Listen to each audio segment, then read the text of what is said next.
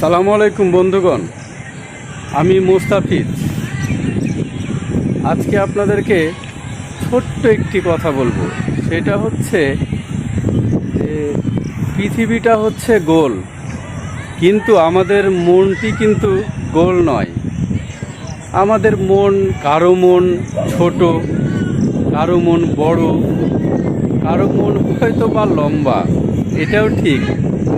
কিন্তু পৃথিবীর গোলের মতো যদি আমাদের এই ছোট্ট মনটাকে যদি আমরা গোল রাখতে পারি, তাহলে কিন্তু অনেক ভালো হয়। আমাদের মনটাও ভালো থাকে, আমাদের সমস্ত কিছুই ভালো থাকে। এই জন্যে আসলে পৃথিবীর মতোই সব কিছু গোল সবাই করতে পারে না, হয়তো যারা পারে তারা ভালো থাকে। এটাই হচ্ছে যে ইতিহাসের নিয়ম। ধন্যবাদ। আসসালামু আলাইকুম।